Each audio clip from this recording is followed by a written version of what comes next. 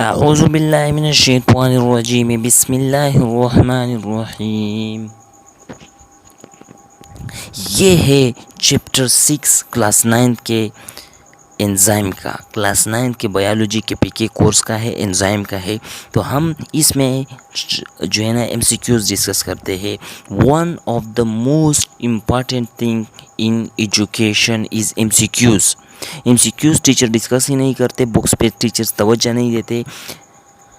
अब तवज्जो नहीं दोगे तो बहुत ज़्यादा नुकसानात होंगे, क्योंकि बुक्स मैंने बार बार कहा है कि बोर्ड पे पढ़ाते हैं टीचर्स, और बोर्ड पे पढ़ाना यानी किताब से रिलेशन ही ख़त्म हो जाता है। क्लास 10th में जब हम 9th में आ जाते हैं तो बुक से रिलेशन ही ख़त्म हो जाता है।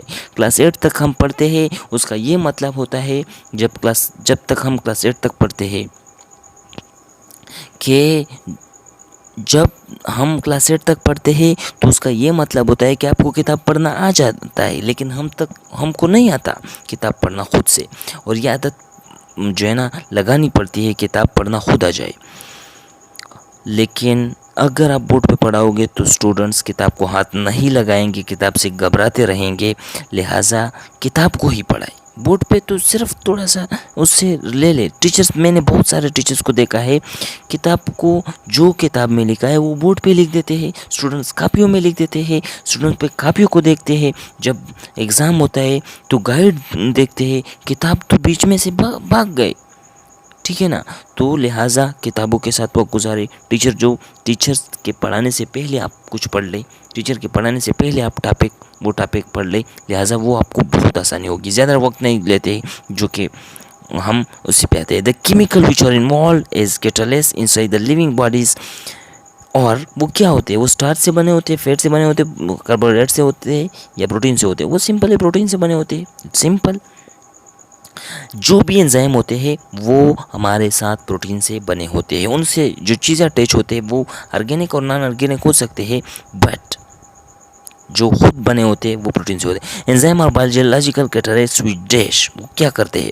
विच न्यू रिएक्शन नहीं, which use during chemical reaction नहीं, यूज नहीं होता, alter the direction of chemical reaction नहीं, alter the rate of, alter तब्दील करना, क्या करना? तब्दील करना। अब वर्ड्स मीनिंग में भी मुझे सिखाने पड़ेंगे। चलो, तब्दील करना, अल्टर मीन तब्दील करना। वो क्या करते हैं? केमिकल के रेट को तब्दील करते हैं। क्या करते हैं? स्लो करते हैं, तेज करते हैं? तेज करते हैं। द ग्राफ, ये एमसीक्यूज आते नहीं बट ठीक है। Show the rate of the enzyme catalyst reaction, it's rate. The graph below show that, ये बताता है the rate of enzyme catalyse reaction, enzyme का रिएक्शन बताता है कि वो किस तरह कैटलाइज करता है, किस तरह तोड़ता है, इट्स रेट, और इसका रेट बताता है। तो हमारे पास क्या है? ये हमारे पास टेम्परेचर है, rate of enzyme catalysed reaction, कि उसको कैटलाइज करता है तो इसके रेट है।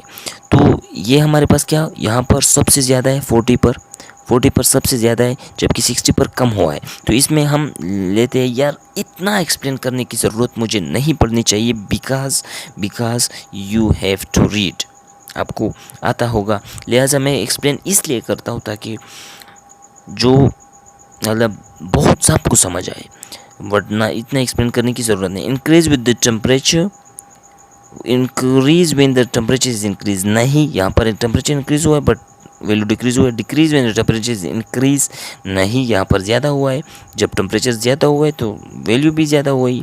Increase with temperature up to 40, यहाँ तक ज़्यादा हुआ है फिर कम हुआ है, तो ये ही है। रिमेन अनचेंज, ये तो बिल्कुल है। What is true about enzyme, enzyme के बारे में सही क्या है? मुझे तो नहीं पता।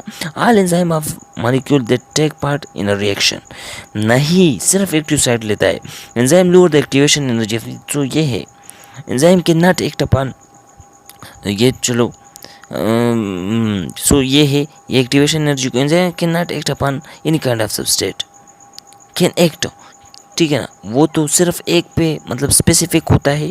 इसके लिए दो जो है ना आपने मॉडल पढ़े हैं, key and lock model and induced model.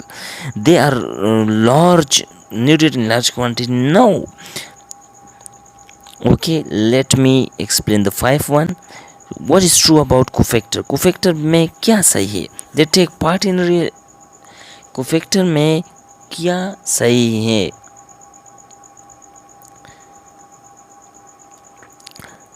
Take part in reaction में हिस्सा लेते हैं? Absolutely not. Increase activation energy, अब तो फिर तो कोई फ्रिक्चर हुआ ही नहीं। ऑल कंपोज्ड ऑफ प्रोटीन, नहीं, प्रोटीन से नहीं बना होता है। Help enzyme in their activity, ये कोएफेक्टर एक एक्टिविटी में उनकी मदद करते हैं। कैसे करते हैं ये हम आपको लॉन्ग क्वेश्चन में बताएंगे। Which of the following may function as coenzyme for the which of the following may function as coenzyme for the enzyme? तो कौन सा जो है ना हमारे पास कोएंजाइम का काम करता है? कार्बोहाइड्रेट करता है? नहीं। डीएनए करता है? नहीं। प्रोटीन तो खुद होता है। तो क्या करता है हमारे पास? विटामिन करता है। विटामिन कोएंजाइम क्या होता है? जो एंजाइम की एक्टिविटी को एनहेंस करता है।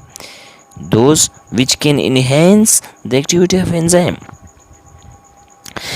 Increase or decrease in temperature beyond the optimum temperature क्या करेगा? Decrease the rate of reaction. आप ऑप्टिमम टेम्परेचर से या कम करोगे तब भी रिएक्शन कम होगा, ज़्यादा करोगे तब भी होगा। Trypsin an enzyme works at, अब ट्राइप्सिन कौन सा एंजाइम है? ये हमारे पास स्मॉल इंटेस्टाइन में होता है। कौन से इंटेस्टाइन में? स्मॉल इंटेस्टाइन में। ये प्रोटीन को सिंथेसिस करता है और ये काम करता है अल्कलाइन पीएच पे। भाई एमसीक्यूज ही आते हैं, टेस्ट 2 में एमसीक्यूज ही आते हैं, केम्यू में एमसीक्यूज आते हैं, डिकेट में एमसीक्यूज आते हैं। लिहाजा you have to read, read करोगे तो एमसीक्यूज आना शुरू हो जाएगा। चेंज इन मैं कोशिश करता हूँ कि कम वक्त में ये एक्सप्लेन करो सारा का सारा, लिहाजा ज़्यादा जो है ना वो चीज़ों पर हम नहीं जाएंगे। Change in environmental factor will effect enzyme activity and therefore may effect, तो मेटाबॉलिज्म भी एंजाइम का उस पर असर होता है। डाइजेशन तो एंजाइम की ही वजह से होता है। रिस्पिरेशन में ग्लूकोज में एंजाइम की ज़रूरत होती है, ग्लूकोज के ब्रेकडाउन में, तो सब के सब जो है ना एंजाइम को इफेक्ट करते हैं। The body temperature at 104 is known as a critical temperature, because जो हमारी बॉडी की टेम्परेचर है ये जब 104 होती है, ठीक है ना, हम इसको वो कहते हैं बुखार, ठीक है ना, पुश्तों में अलग चीज़ कहते हैं बट बुखार। जब 104 बुखार होता है तो क्या होता है भाई? जब एक बंदे को 104 बुखार हो जाए